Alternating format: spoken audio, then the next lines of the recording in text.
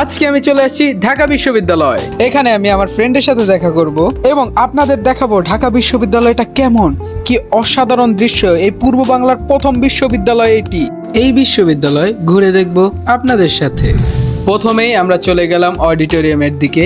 অডিটোরিয়ামের সামনে ছিল একটি ফাঁকা মাঠ, যেখানে কিনা শিক্ষার্থীরা বসে গল্পগুজব করছিল। তারপর আমরা অডিটোরিয়ামের ভিতরে প্রবেশ করি, সেখানে প্রোগ্রামটি চলছিল, আমরা সেখানে উপস্থিত হই। সেখানে বাংলাদেশ লেখিকা সংঘের সুবর্ণ জয়ন্তী উপলক্ষে প্রোগ্রামটি চলছিল। পরে তাবিব ভাইয়ের সাথে দেখা করি, তাবিব ভাই তো আমাকে দেখে বুকে জড়িয়ে নেয়। তারপর আমরা সরোয়ার্দী উদ্যানের সামনে চলে যাই। আপনারা তো দেখতেই পাচ্ছেন এখানে কত মানুষ, কত পর্যটক, অনেক ভিড় ছিল এখানে। এই ভিড়ের মধ্যে ঠেলাঠেলি নামক মহাযুদ্ধের মাধ্যমে আমরা ভিতরে প্রবেশ করি।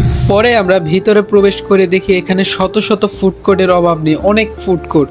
এখানে অনেক রং বেরঙের খাবার আছে, তাই আমরা হালকা করে আমাদের নাস্তাটা এখান থেকে সেরে নেই। পরে আমরা ভিতরে প্রবেশ করে সরোয়ার্দী উদ্যানের মেইন আকর্ষণ দেখতে চলে আসছি। আই থিঙ্ক এটাই এখানের মেইন আকর্ষণ। আপনারা দেখতে পাচ্ছেন হাজার হাজার পর্যটক, আই থিঙ্ক হাজার না হলে শত শত হবে। ওই সুদূরে একটি সাদা ভবন দেখা যাচ্ছে, যেটি কিনা বাংলাদেশের সুপ্রিম কোর্ট। সরোয়ার্দী উদ্যান ঘোরার পর আমরা চলে আসি তিন নেতার মাজার দেখতে।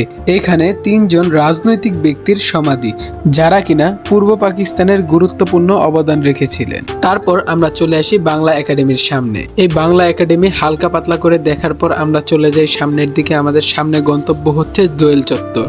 কিছুটা হাঁটার পর আমরা চলে আসি দোয়েল চত্বরের সামনে। এখান থেকে আমরা রাস্তা পার হয়ে চলে যাই আমাদের আরেকটি গন্তব্যের দিকে। পরে আমরা বিশ্ববিদ্যালয়ের বিভিন্ন হলের দিকে চলে যাই। প্রথমে আমরা গিয়েছিলাম সলিমুল্লাহ হলের দিকে, তারপর সেখান থেকে ঘোরাঘুরির পর আমরা চলে যাই মুসলিম হলের দিকে। হলগুলো মোটামুটি অনেক আগের পুরানো বোঝাই যায়। তারপর আমরা চলে যাই ডক্টর মোহাম্মদ শহীদুল্লাহ হল।